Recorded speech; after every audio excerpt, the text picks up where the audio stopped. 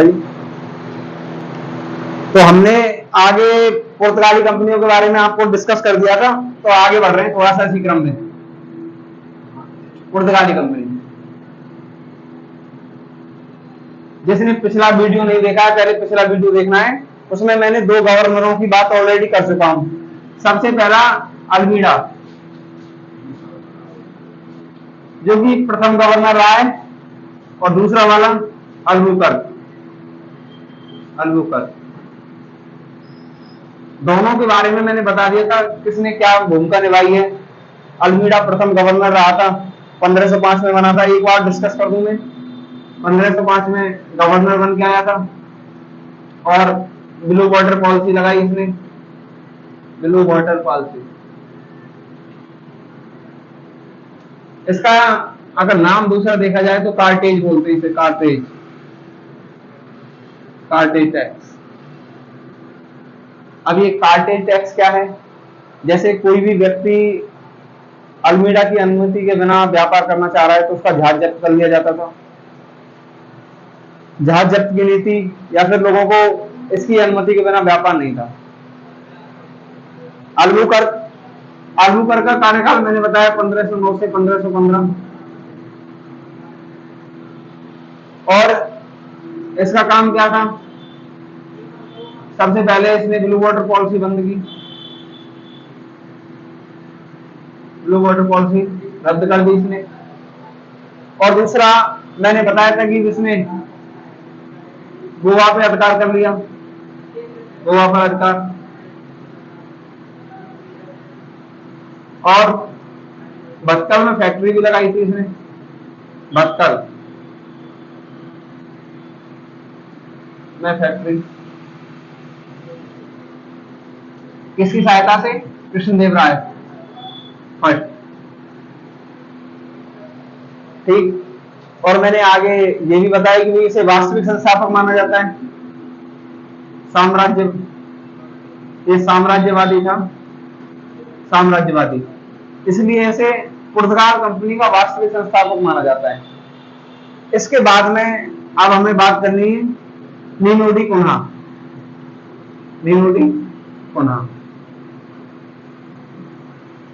जो कि 1529 में गवर्नर बन के आया था, पुर्तगाली कंपनी का तृतीय गवर्नर।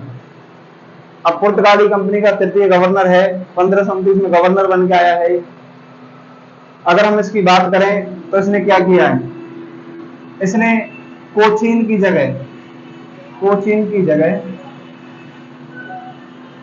गोवा को प्रशासनिक मुख्यालय बनाया, गोवा को प्रशासनिक मुख्यालय बनाया,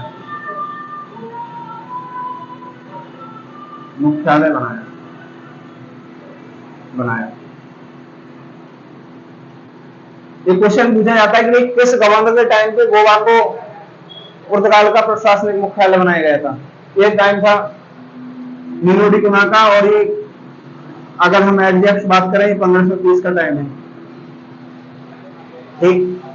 अगर हम बात करें आगे थोड़ा सा गवर्नरों के रूप में, एक और थे मार्टिन डिसूजा, 1542। मार्टिन डिसूजा का जो नाम है, ये इनके साथ एक ईसाई धर्म प्रचारक आया था जिसका नाम था सेंट जेवियर।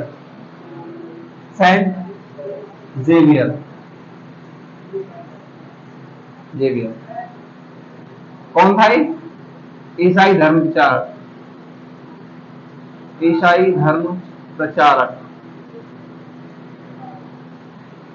अभी मैंने मोटा मोटा आपको डिस्कस किया है कि भाई क्या चल रहा है, क्या हो रहा है, कौन आ रहा है, कौन जा रहा है। तो मार्टिन डिसूजा के साथ में सेंट जेवियर ईसाई धर्म प्रचारक आता है, और ये मैं तुम्हें सब कुछ बता चुका हूँ कल इसके बारे में, इसने कहाँ अधिकार किए हैं, साम्राज्यवादी क्यों किया है इसने, क्यों कहा गया है इसे, पहले वीडियो में सब कुछ क्लियर किया है मैंने। अब दूसरे वाला ये चल रहा है नीनो डी कुन्हा, गोवा पे अधिकार तो कर लिया था इसने, अल्बुकर्क ने, लेकिन प्रशासनिक मुख्यालय अगर बनाया है तो किसने बनाया है? नीनो डी कुन्हा ने। पर हम आगे बात करें तो ये कंपनी आगे के टाइम में, ये भारत आने का टाइम इनका 1498 था, और भारत से जाने का 1961। सबसे लेट गए हैं पुर्तगाली भारत से। और 1961 क्वेश्चन होता है कि गोवा पुर्तगालियों से कब आजाद हुआ, तो ये आपका होता है कि 19 दिसंबर 1961 गोवा पुर्तगालियों से स्वतंत्र हुआ।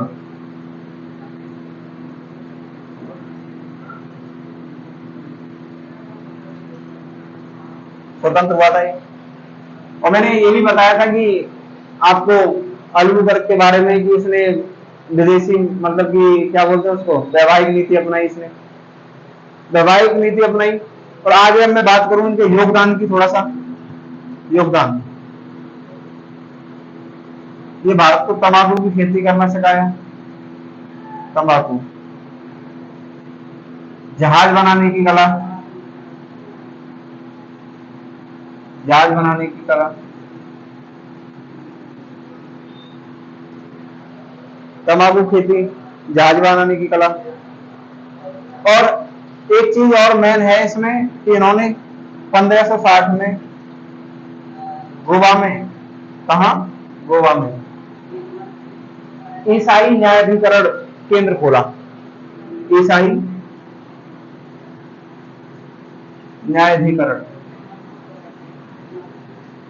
केंद्र खोला।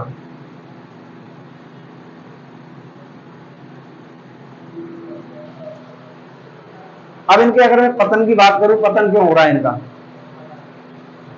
इन्हें पतन का कारण था इनका, देखो यहाँ पे इन्होंने ईसाई न्यायाधिकरण केंद्र खोला है। इसमें क्या था, इसमें जो भी ईसाई धर्म की बुराई अगर करता था तो उसे तुरंत फांसी दी जाती थी, ऐसा सेटअप था इसमें न्यायाधिकरण में। तो इनका अंत होने का मतलब है इन्होंने लूटपाट स्टार्ट कर दी थी बंगाल साइड में। बंगाल साइड में इधर इन्होंने लूटपाट स्टार्ट कर दी थी, यहाँ पे हुगली में, इधर साइड से लूटपाट। ये बोला भी जाता है कि पुर्तगालियों के टाइम पे लूटपाट का केंद्र था हुगली। पुर्तगाली हुगली से माल लेते या फिर वहां से माल को लूटते और फिर ले जाते। और ये सब बातें भारतीय राजाएं जो भी थे, मुगल शासक थे, उनको पसंद नहीं आई। तो हुगली से शाहजहां के पुत्र ने इन्हें भगा दिया वहां से। तो इनका पतन धीरे धीरे कारण क्या रहे, एक तो लूटपाट का केंद्र रहा है और एक अच्छे शासक ना मिलना, जैसा अल्बुकर्क था भी कोई ऐसा शासक नहीं मिला इन्हें। ये सब इनके पतन के केंद्र रहे।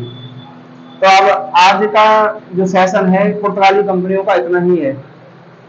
तो हम आगे अगर बात करेंगे, पुर्तगाली के बाद डच की बात करेंगे और डच के बाद ब्रिटिश, और धीरे धीरे हम आगे बढ़ते हुए इसी क्रम में कंपनियों क्रम को पढ़ते रहेंगे। ठीक।